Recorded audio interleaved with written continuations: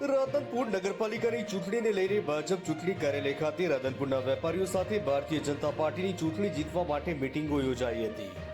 રાધનપુર નગરપાલિકાની 7 વોર્ડની અંદર ભારતીય જનતા પાર્ટીના 28 ઉમેદવારો વિજય બને ત્યારે રાધનપુર ખાતે આવેલ ભારતીય જનતા પાર્ટી ચૂંટણી કાર્યાલય ખાતે વેપારીઓ સાથે ભારતીય જનતા પાર્ટીના આગેવાનોની મીટિંગ યોજાઈ હતી।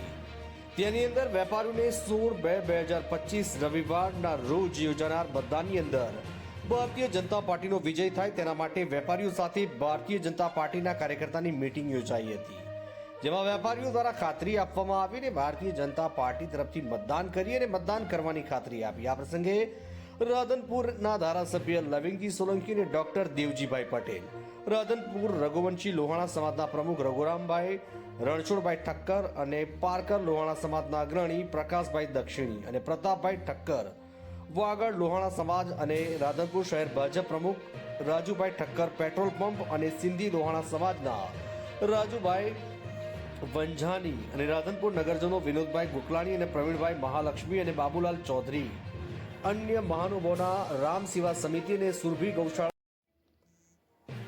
રાધનપુર નગરપાલિકાની ચૂંટણીને લઈને ભાજપ ચૂંટણી કાર્યાલય ખાતે રાધનપુરના વેપારીઓ સાથે ભારતીય જનતા પાર્ટીની ચૂંટણી જીતવા માટે મીટિંગો યોજાઈ હતી।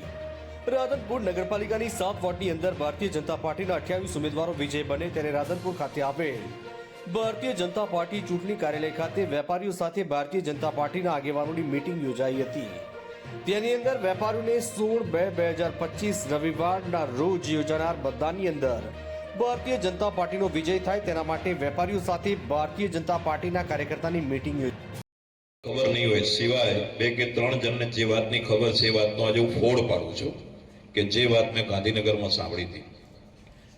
ગાંધીનગરમાં ચીફ મિનિસ્ટર સાહેબ, સીએમ સાહેબ એટલે ભૂપેન્દ્ર પટેલ સાહેબની કેબિનની બહાર એક અધિકારીની કેબિન છે। એ કેબિનની અંદર હું એમને મળવા ગયો। અધિકારીનું નામ પણ આપી દઉં આજે, ગોર સાહેબ કરી છે કે જે આપણા પાટણમાં એકવાર નોકરી કરી ગયેલા છે અને રાધનપુરને સારી રીતે ઓળખે છે। તો ગોર સાહેબની સામે અત્યારે એ સેક્રેટરી લેવલ છે અને ચીફ મિનિસ્ટરની નીચે જ બેસે છે, સીએમ સાહેબની નીચે જ બેસે છે।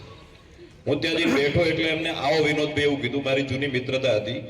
અને બેઠા પછી એમને રાધન ખબર નહીં હોય સિવાય 2 કે 3 જણને જે વાતની ખબર છે બંધ થઈ જવાનો 5 વાગે કાં તો પ્રકાશભાઈ બરાબર ને 5 વાગે બંધ થઈ જશે, પછી 15 ને 16 હવે એ 2 દિવસમાં જે કાંઈ થોડું ઘણું ખૂટતું હોય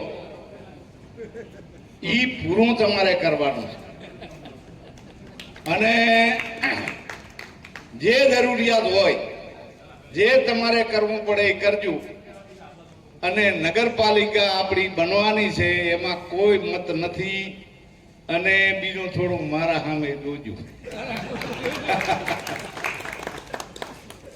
કારણ કે તમે નગરપાલિકા બનાવશો તો એનો દહે મને મળવાનો। પ્રકાશભાઈ આ ક્લિયર વાત છે અને તમને ખબર છે મેં કોઈથી મોટી ક્યારેય રાખી નથી। કોઈ બી નાનો વેપારી છે કે મોટા વેપારી છે, પ્રતાપ છે પાડો તાળીઓ તમારા,